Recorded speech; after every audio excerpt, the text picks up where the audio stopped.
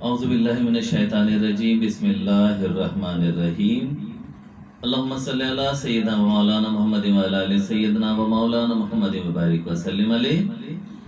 تمام مشاق رسول صلی اللہ علیہ وسلم کو اعجاز خالق قادری ویسی کی جانب سے السلام علیکم ورحمۃ اللہ وبرکاتہ۔ ایک خوبصورت میسج اور پیغام کے ساتھ اور موضوع کے ساتھ آپ کے سامنے حاضر خدمت ہوا ہوں۔ تمام یوٹیوب چینل دیکھنے والوں کو خوش آمدید۔ اس کے ساتھ ہی ہم مختلف موضوعات لے کر آپ کے سامنے حاضر خدمت ہوتے ہیں، اس لیے کہ اللہ رب العزت کو پسند ہے، آقا علیہ الصلوۃ والسلام کی تعلیمات ہیں کہ اچھی بات ایک دوسرے کو سکھاؤ، چاہے تمہیں ایک آیت ہی کیوں نہ آتی ہو، تاکہ ہمیں ایک دوسرے کو علم کے بڑھانے کا ذریعہ بنے اور ہمیں ایک دوسرے کی اصلاح کے لیے دنیا میں بھیجا گیا ہے۔ بہرحال ہمیں ایک دوسرے کی اصلاح کرنی چاہیے۔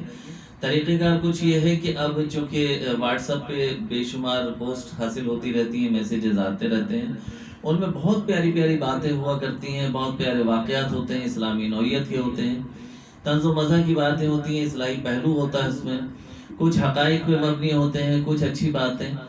تو میں نے اس کو چاہا کہ بہت ساری چیزیں ڈیلیٹ ہو جاتی ہیں، وقتی طور پہ ہم پڑھتے ہیں اور اس کے بعد ڈیلیٹ کر دیتے ہیں کیونکہ میموری اتنی نہیں ہوتی، تو اس وقت تو اس کا مزہ رہتا ہے، لیکن بعد میں وہ چیزیں ہمارے سامنے نہیں ہوتی، اور ہمارے سامنے چونکہ نہیں ہوتی تو وہ ہمارے ذہن میں آتی نہیں، اور بر وقت جس وقت ضرورت ہوتی ہے اس وقت ان چیزوں کی جب اشد ضرورت ہوتی ہے لیکن ذہن میں آ نہیں رہی ہوتی۔ بہرحال موضوع گفتگو آگے بڑھاتے ہیں۔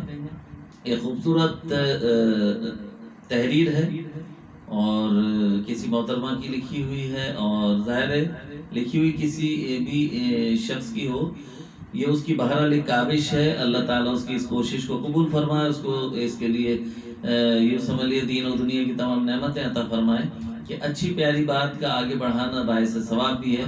تو یہ کسی جگہ پہ انہوں نے کسی اخبار میں شائع کی تھی، اور غالباً لندن سے کسی فیس بک سے لے کر یہ مختلف جگہوں پہ بھی مطلب آئی ہے۔ جنگ لندن کی ایڈیٹر ہے غالباً افشان نوید صاحبہ۔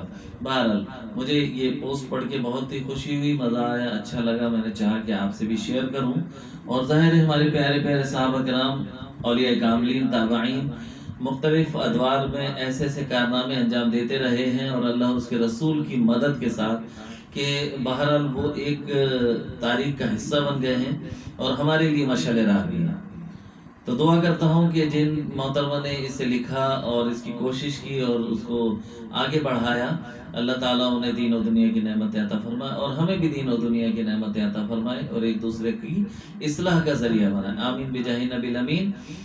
موضوع کی طرف آتے ہیں کہ عقبہ بن نافع رضی اللہ تعالیٰ عنہ ہم کو یاد آ رہے ہیں۔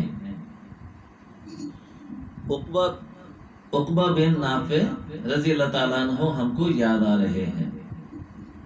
سنیے، یہ پہلی سری ہجری ہے۔ مسلمانوں کی خواہش ہے کہ کوفہ، بصرہ اور مدینے کی طرح کا کوئی شہر شمالی افریقہ میں بسایا جائے، اس لیے صحابہ کرام رضی اللہ تعالیٰ عنہما اور تابعین نے علاقے کا جائزہ لیا۔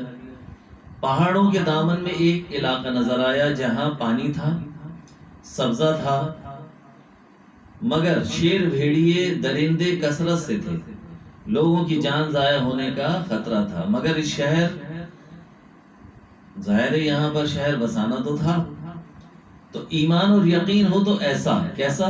حضرت عقبہ رضی اللہ تعالیٰ عنہ کا ویژن دیکھیے، یعنی ان کی سوچ، ان کا معیار، ان کی نظر دیکھیے کہ انہوں نے کیا کیا۔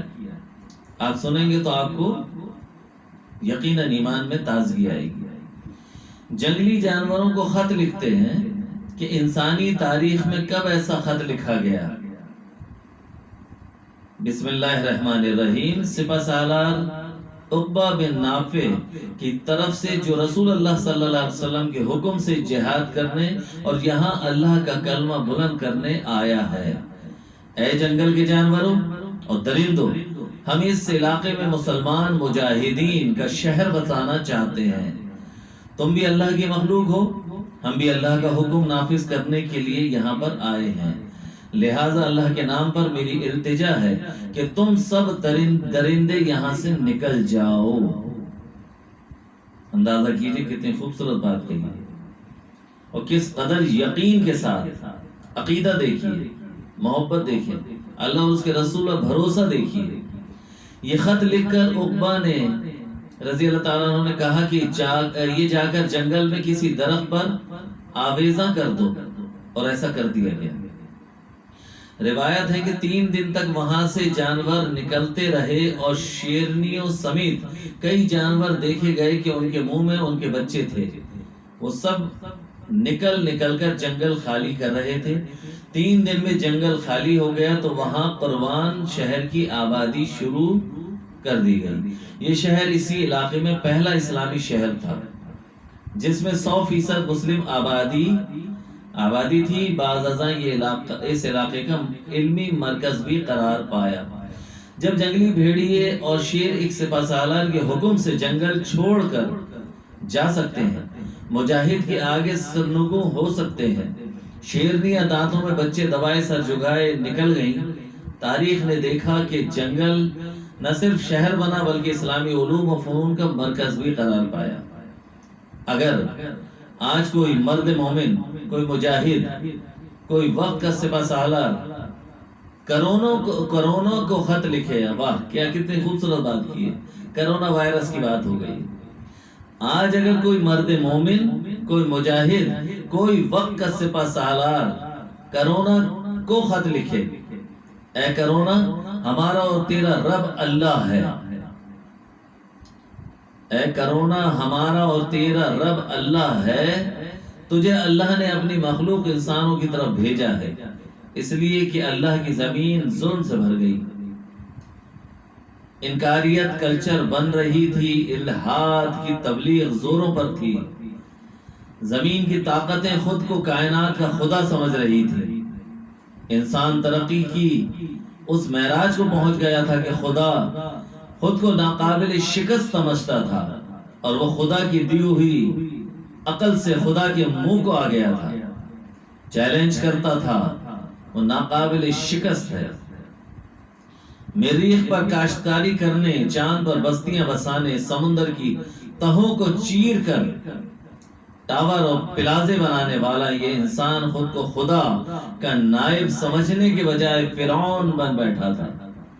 انسانی آبادیاں خاک و خون میں نہلا دی، اتنے ہتھیار بنا لیے کہ ساری دنیا کو 10 بار تباہ کر بیٹھے، مخلوق پر ظلم و ستم کی انتہا کر دی۔ تب اے کرونا تو ہمیں ہماری اوقات بتانے کے لیے بھیجا گیا ہے۔ ہم رب کے آگے عہد کرتے ہیں کہ اب درہم و دینار کے بندے نہیں بنیں گے، اب وقت کے خداؤں کے آگے سر نہیں جھکائیں گے، اب آس اس بات کی ہے اور حقیر دنیا کے لیے ایمان کا سودا نہیں کریں گے۔ دنیا بھی جہاں بھی ہم مسلمان مہاجرت میں ہیں، اب ہم اسلام کے سپہ سالار بن کر دکھائیں گے، ہم منافقت چھوڑ کر اپنی مومنانہ اور مجاہدانہ زندگی سے خلق خدا کو دین کے قریب لائیں گے۔ ہم مقصد زندگی بھلا بیٹھے تو کرونا تجھے ہم پر مسلط کر دیا گیا۔ اس میں کوئی شک نہیں ہے کہ مسائل، پریشانیاں، بیماریاں، وبائیں اور آفتیں اللہ رب العزت کی ناراضگی کی بنا پر ہی آتی ہے۔ جب انسان اپنی اصل کو بھول جایا کرتا ہے، اللہ اور اس کے رسول کے احکامات کی روگردانی کرتا ہے، تو پھر اللہ رب العزت کی طرف سے ایسے معاملات ہوتے ہیں کہ انسان پھر ایسی سوچ کی طرف آئے اور بہتری کی طرف آئے، اور اپنے آپ کو، میں نے پہلے بھی کئی موقعوں پہ کہا کہ اپنے آپ کو سرنڈر کر لیں، دعا کریں، گڑ گڑائیں، معافی طلب کریں، مغفرت مانگیں، اپنا احتساب کیجئے۔ ہر ایک شخص اپنے انداز میں اپنا احتساب کرے تو پھر دیکھے گا کہ اللہ رب العزت بڑا غفور الرحیم ہے۔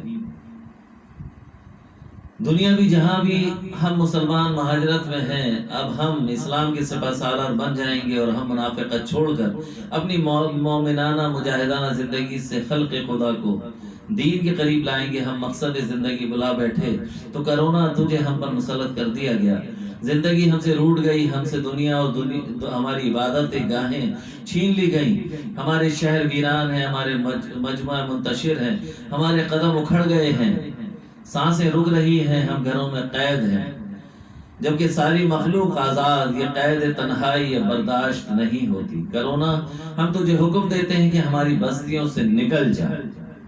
یقیناً عقبہ بن نافع جیسا سپہ سالار کرونا کو خط لکھتا تو شیر چیتوں گیدڑوں کی طرح سر جھکائے ہماری آبادیوں سے نکل جاتا، بے شک نکل جاتا، اور بے شک کہ نکل جائے گا۔ لیکن کس وقت؟ جب ہم اس بات کو صحیح طریقے سے اور یقین کے ساتھ اور پورے وعدے کے ساتھ کہ اللہ اور اس کے رسول کے احکامات کی اب روگردانی نہیں کریں گے، مضبوطی سے اللہ کی رسی کو تھام لیں گے، فرقہ واریت میں نہیں پڑیں گے، لوگوں کا جینا حرام نہیں کریں گے، اپنی ذات سے کسی کو نقصان نہیں پہنچائیں گے، تو انشاءاللہ تعالی العزیز احکامات خداوندی کی پابندی کرتے ہوئے، آقا علیہ السلام کے فرمان اور ان کی سنت میں عمل کرتے ہوئے، مخلوق خدا پر رحم کرتے ہوئے، اللہ کی بارگاہ میں ادب کے ساتھ سجدہ ریز ہو کر اپنے گناہوں کی مغفرت طلب کرتے ہوئے، توبہ استغفار کر کے اللہ سے دعا مانگیں گے اور حکم دیں گے، جب کرونا کو، وائرس کو، ہر وبا کو، ہر آفت کو، ہر پریشانی کو، ہر مشکل کو، ہر تکلیف کو، ہر بیماری کو، تو انشاءاللہ تعالی العزیز اس میں کوئی شک نہیں ہے کہ وہ تمام چیزیں ٹل جائیں گی، رخصت ہو جائیں گی، چلی جائیں گی، اور یہ جانا بھی ان کا اللہ کے حکم سے ہی ہوگا کہ جب اللہ کو ہم پر رحم آئے گا، کیونکہ وہ بڑا غفور و رحیم ہے، جب مغفرت طلب کریں گے تو وہ ہمارے ساتھ خیر خواہی کا معاملہ فرمائے گا، اور یہ تمام چیزوں سے ہمیں نجات حاصل ہو جائے گی۔ اللہ رب العزت ہمیں اور آپ کو دین کی صحیح سمجھ عطا فرمائے اور اس پر چلنے کی توفیق عطا فرمائے۔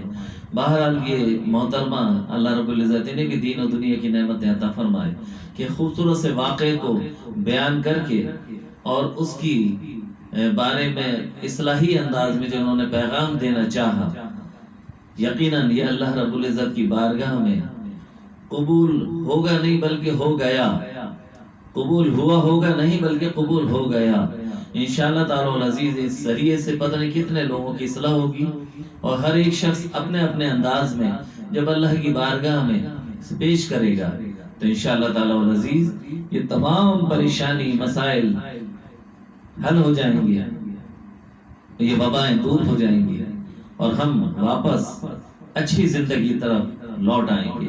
آمین بجاہ نبی الامین۔ اپنا کام کیجیے گا، میں نے اپنے حصے کا کام کیا ہے، لوگوں کی اصلاح کا کام کیجیے گا، لوگوں تک پہنچائیے گا تاکہ اللہ رب العزت کی مزید خوشنودی حاصل ہو۔ السلام علیکم ورحمۃ اللہ وبرکاتہ۔